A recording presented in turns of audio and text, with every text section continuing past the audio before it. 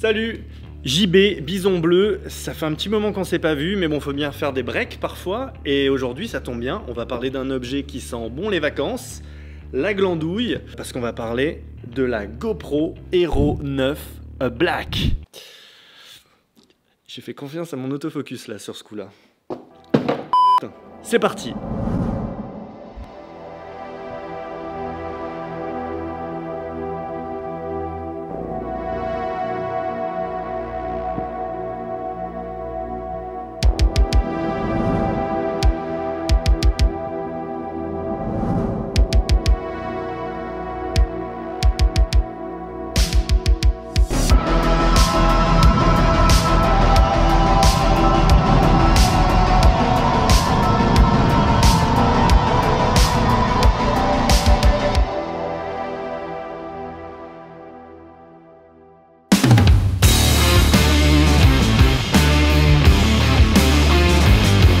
Voici la 9e itération de GoPro avec qui j'entretiens une relation amour-haine, car à chaque fois c'est la même chose. Une nouvelle GoPro sort avec une campagne nous montrant des images incroyables, des killer features et des gens plus beaux les uns que les autres faisant des actions improbables dans des lieux magiques. Et à chaque fois, c'est la même douche froide quoi. Il y a un capteur minuscule qui galère à capter la lumière, une colorimétrie dégueulasse et boueuse et de la netteté en veux-tu en voilà.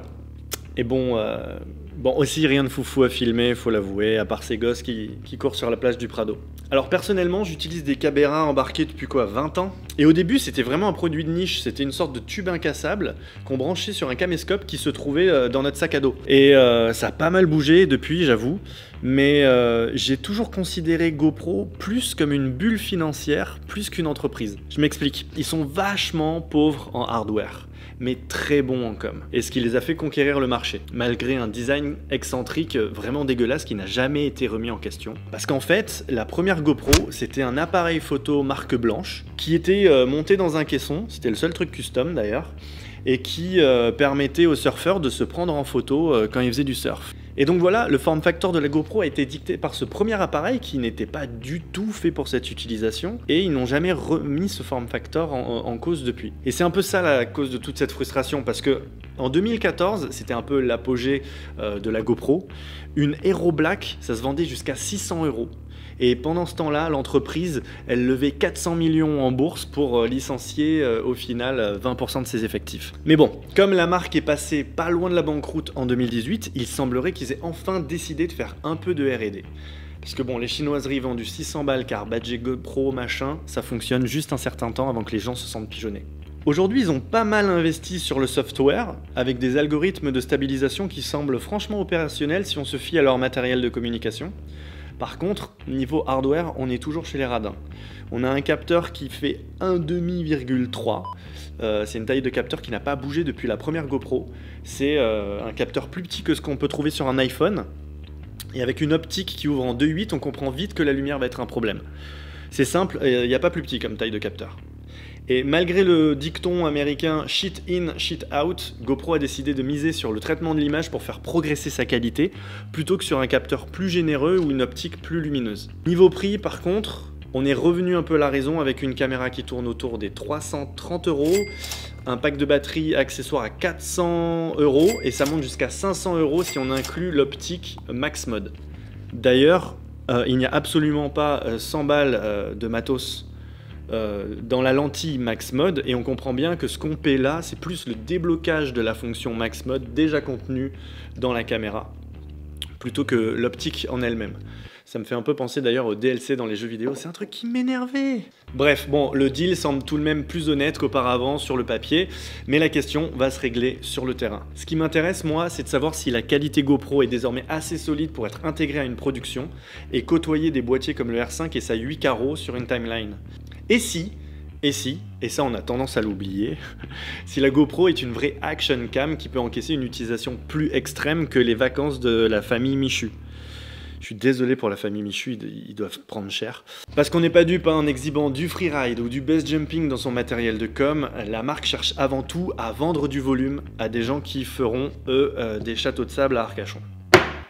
Voyons donc ce que cette GoPro 9 a dans le ventre, et ce de la meilleure des façons, en faisant un tour de bicyclette. Ce genre de bicyclette. Ok, on va tester du coup la Hero 9 avec le mode Max Mode. Et c'est la première descente, tous les réglages sont d'usine, je suis en super wide. Et on va voir ce que ça donne. Je vois déjà qu'il y a des highlights un peu cramés. Il y a beaucoup de contraste comme à l'habitude sur GoPro, je suis pas fan. On va faire une première descente comme ça et puis après on verra si on fait pas des nouveaux réglages dessus. Wow, what jump! Bon, ouais, bon, voilà, hein, on a du classique GoPro, exposition hasardeuse, couleur criarde, quoique un poil plus riche que ma GoPro 5, contraste abusif, netteté outrancière. Alors, aujourd'hui, avec le mode ProTune, on peut avoir un peu plus la main sur le traitement de l'image, donc voyons ce qu'on peut faire. Ok, bon, on repart du même endroit que tout à l'heure, mais cette fois on est réglé en flat avec moins de netteté, moins un diaph sur le compensateur d'exposition. Donc normalement il devrait y avoir moins de zones cramées, même si la lumière a tourné depuis tout à l'heure. Et on va voir ce que ça donne. C'est la bonne vitesse? Pas du tout. C'est parti. Wow!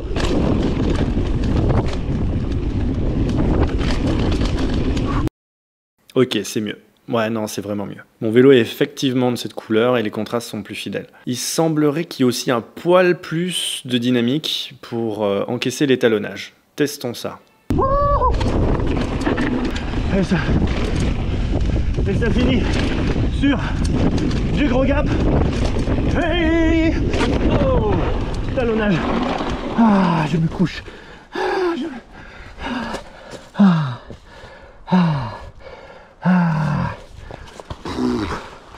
Bon, pas de commentaires hein, sur mon style, hein. Je sais que je suis un peu dégueu. Ah, je me suis planté un truc dans la main. Oh, bon Nico, c'était le premier sneak peek de la GoPro 9. Yeah. Mais je pense qu'il va falloir la confronter à un truc un peu plus dodu. Qu'est-ce que t'en penses? Bah carrément, hein. Je pense qu'il va falloir qu'on aille en station. Voilà. Bon, en tout cas la session est finie pour aujourd'hui. On retourne au bison et puis on va regarder un peu les rushs, voir un peu ce qu'elle a dans le ventre, cette petite GoPro. C'est parti! Bon, j'ai essayé de faire côtoyer la GoPro avec le C-Log 3 du R5 sur un petit montage avec étalonnage.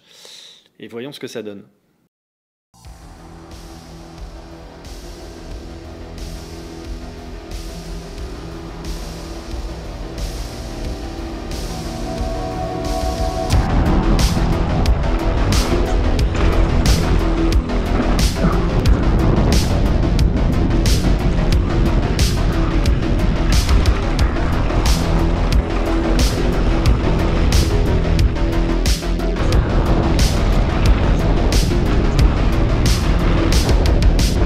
Vous voyez que le flat de la GoPro peut encaisser des étalonnages légers, ce qui n'est pas le cas du mode couleur GoPro. Alors vous emballez pas, hein. Les fichiers sont vraiment très creux et la latitude de retouche est très limitée avant que le fichier s'effondre. Mais bon, c'est déjà ça, c'est déjà ça.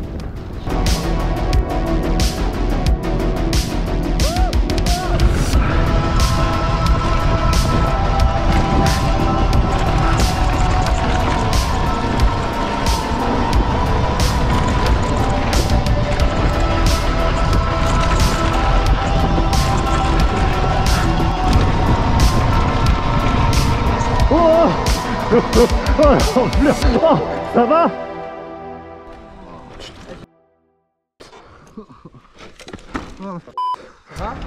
Non, ce qui saute aux yeux par contre, c'est la qualité de la stab. Moi j'étais habitué à rouler sur une Hero 5 avec une gimbal, ce qui fait un setup assez encombrant, mais la Hero 9 fait juste mieux en montage accru. Et ça c'est assez bluffant. C'est assez bluffant, même sans le Max Mode, qui au final n'apportera pas grand chose de plus pour les riders que le verrouillage de l'horizon. Le seul problème de cette stab, c'est qu'elle est digitale et non optique. Et elle nécessite donc un shutter speed rapide pour figer les images et donc un max de lumière.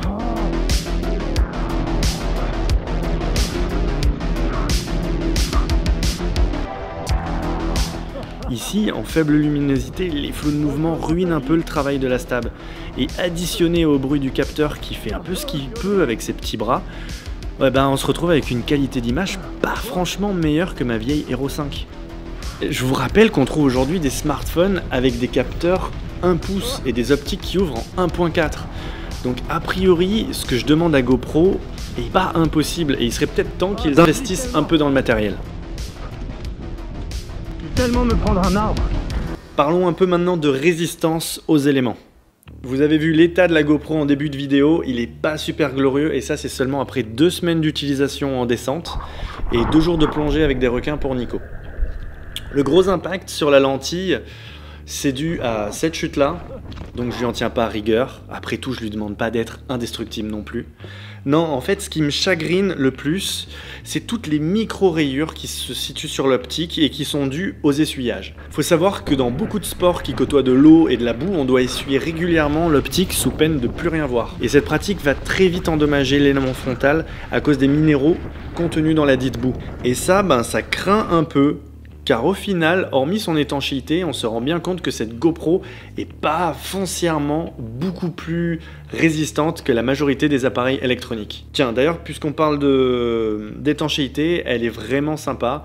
C'est vrai qu'on peut l'utiliser sans aucun caisson sous l'eau. Maintenant, faut pas attendre des miracles de l'audio quand la caméra est mouillée, comme l'illustre ce clip.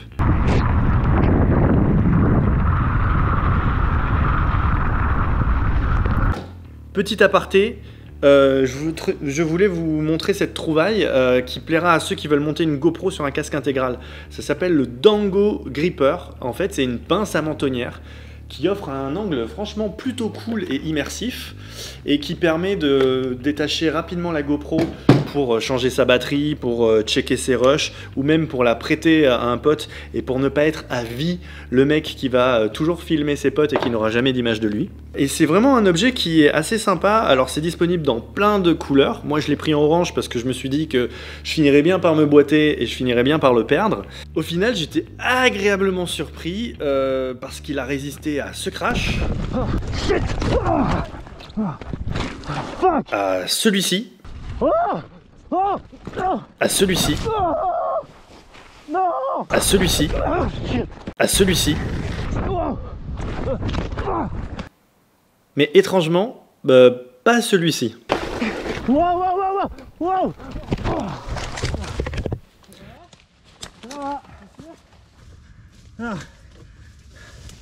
Allez là.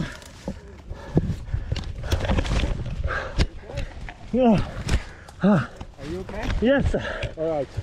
Bref, franchement, jolie découverte et je le recommande à tous ceux qui fuiront pas devant les 50 € demandés pour ce bout de plastique. On arrive au terme de cette review et voici mon avis qui n'est plus aussi tranché qu'avant, car il faut dire que GoPro a fait pas mal d'efforts sur le logiciel, dont surtout la stab, et aussi la tarification qui est beaucoup plus en accord avec ce produit, selon moi. Mais bon, le hardware reste assez cheap au niveau du capteur, au niveau de la construction ou encore au niveau de l'optique. Et la GoPro, ça produit quand même des fichiers qui sont compliqués à utiliser dans un workflow pro, car ils pardonnent rien, ces fichiers sont vraiment creux.